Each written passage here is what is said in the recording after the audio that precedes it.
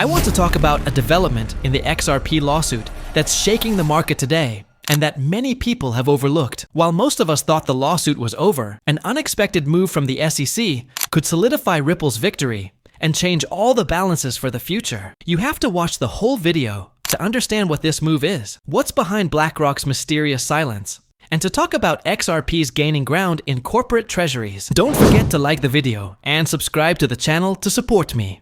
These two simple actions really help me a lot in producing this content.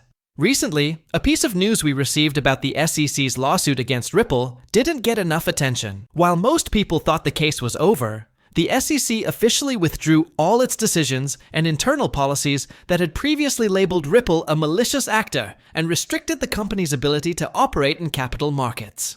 Do you know what this means?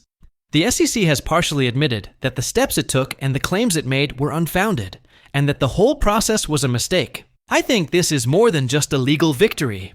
It's a huge endorsement of Ripple's reputation and credibility. Imagine, after a 5-year investigation, the most powerful financial regulator in the US is withdrawing empty-handed and saying, "We were wrong." This is the strongest evidence that Ripple has acted transparently and responsibly from day one. So, what else is behind the SEC's withdrawal?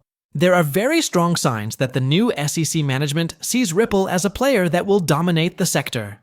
This withdrawal may not just be the end of a lawsuit, but also the beginning of a new era.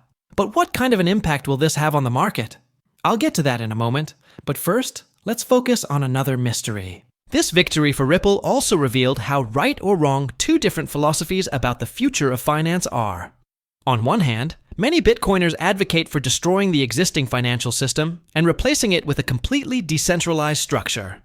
According to them, banks and old financial institutions should be completely wiped out. Some are even trying to sabotage this process by using patents to prevent banks from issuing their own stablecoins. But how realistic is this approach?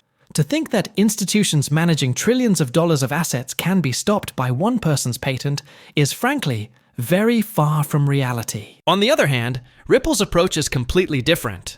They focus on collaborating with existing financial institutions, integrating them into the new crypto economy.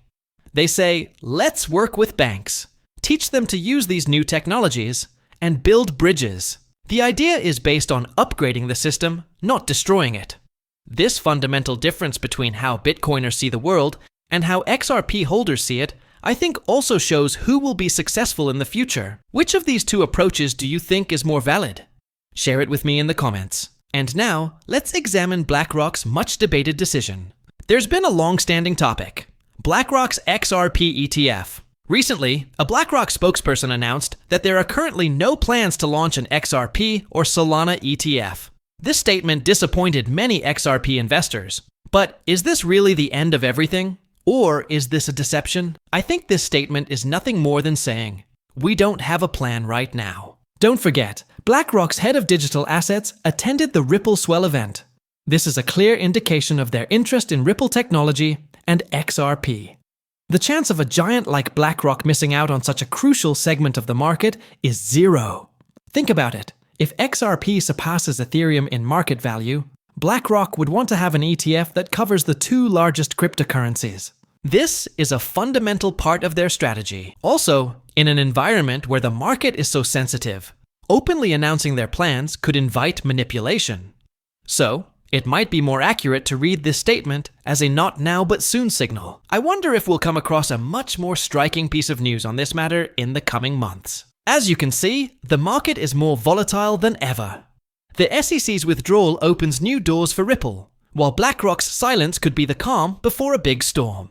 The other topic is XRP's gaining ground in corporate treasuries, which is also a very important issue. Amina Bank released its latest Crypto Market Monitor report on August 8th, detailing the rise of crypto treasury companies and the shift in institutional finance.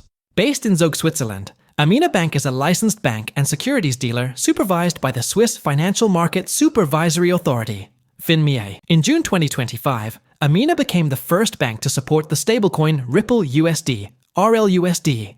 The bank's report emphasized how XRP is emerging as a significant contributor to corporate balance sheets, with the following statement: another notable altcoin treasury trend is in XRP, the native token of the Ripple payment network. I'm also following this topic very closely, and will talk about it with you at the slightest development. In my next video, we'll take an in-depth look at the potential strategic partnerships that Ripple could make with institutions in this new era, and how these partnerships could affect the XRP price. Don't forget to like and subscribe to the channel, and turn on the notification bell to support me.